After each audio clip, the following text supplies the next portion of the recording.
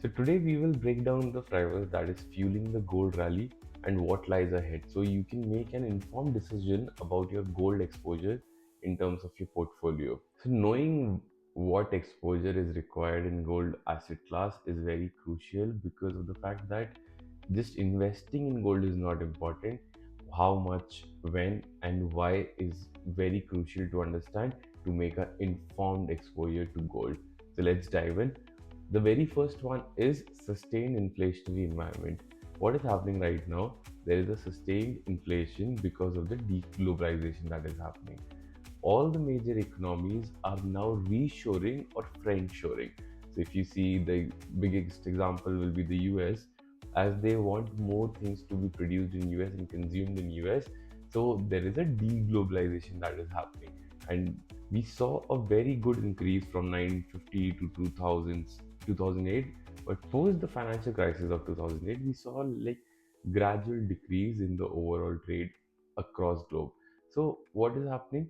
It is not just a recent mechanism or just the Trump effect, but we are seeing that economies are going towards deglobalization, and that will lead to sustained inflationary prices. Why I say that? Because earlier what was happening, if I am giving a contract to China, the cost of the goods, even after all the logistics involved, was relatively less, and overall the buying was increased. But with deglobalization, things being manufactured in house or in country or friend's country, in that kind of scenario, the prices will rise, and that will lead to sustained inflationary prices.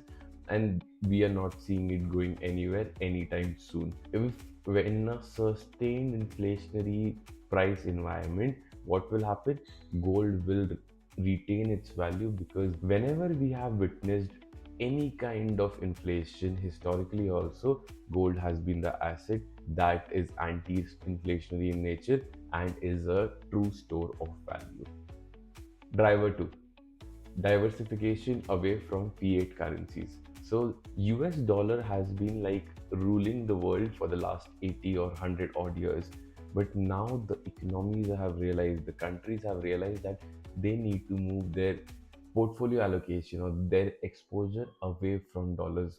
Why so? Because if the economy, the underlying economy, which is the US economy, is doing bad, the US dollar cannot be relied on anymore technically. So if you see, the total debt of US right now stands at approximately $37 trillion, and it has grown 2x in the last 10 years. So that is an alarming rate. And if we compare the different geographies also across the globe, countries like US, UK, Brazil, Japan, if you see on the map that are highlighted in yellow, have a 100% or more debt as a percent of GDP. So these countries are having a debt of more than 100% if compared to their GDP.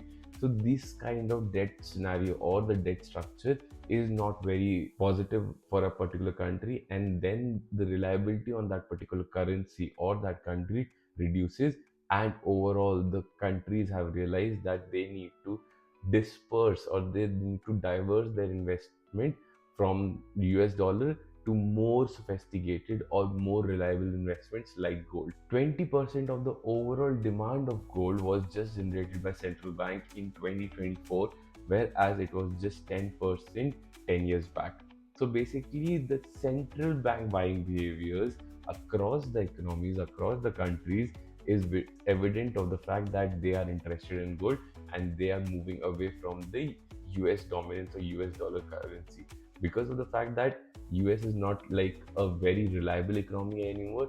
Obviously, the Trump effect is also there, but overall, we see the debt is increasing and the random decisions or the tariff decisions being made. So countries are diversifying their reserves, because if you have US dollar in your reserves, it can be used to weaponize or put sanctions on you. So no country wants their reserve to be full of asset that can be used against them only. So every country is now focusing on gold more than ever. And if you see, it's not just like big countries we are talking about.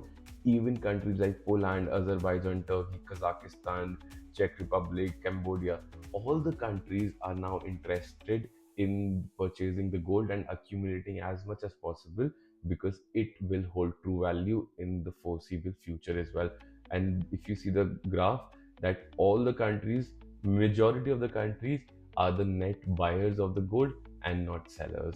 So we are seeing this behavior consistently for the last 3 4 years, and it will be the same moving forward also. Now, the interesting one, the third is like the emerging market wealth accumulation.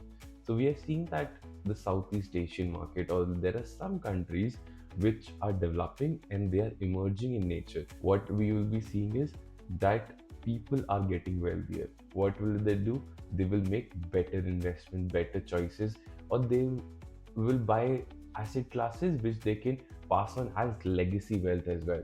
So we are seeing a lot of wealth accumulation in the emerging countries in the form of gold, because it's first a very anti-inflationary asset class, then trusted and reliable asset class because of like the historical returns and value capture, and then finally it is like the use case of jewelry and whatnot. So it helps in passing on the wealth from one generation to another.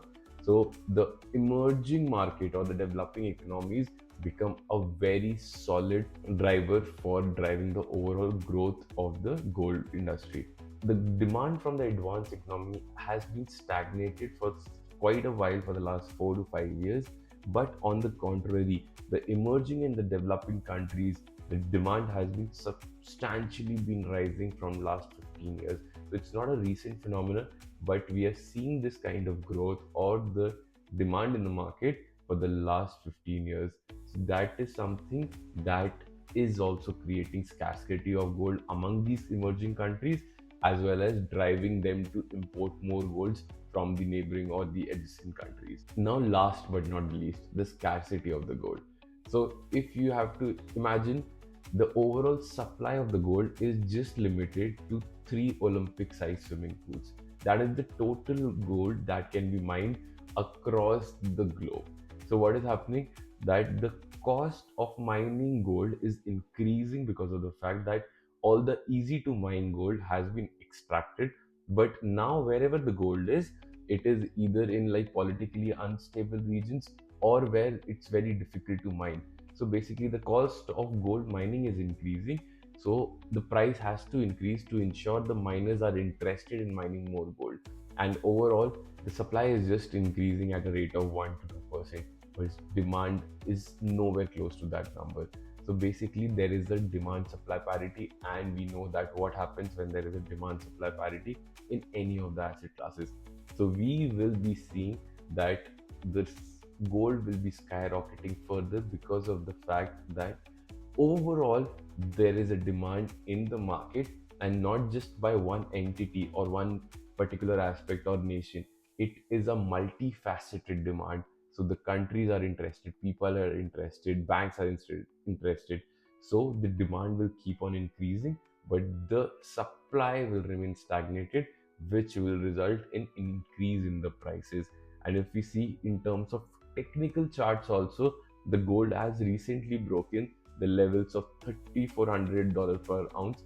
So what was happening? It tested this level approximately 5 to 6 times, but then finally it was broken like a month back. And now there is, from a technical chart standpoint also, gold is set to rally further.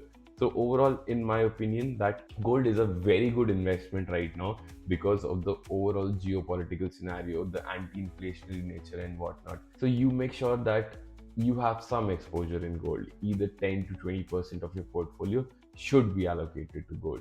This video was to make sure that you understand not just like the gold is rallying, but why the gold is rallying. These were the 4 critical reasons why gold is pumping since long time and will continue to rally moving forward also.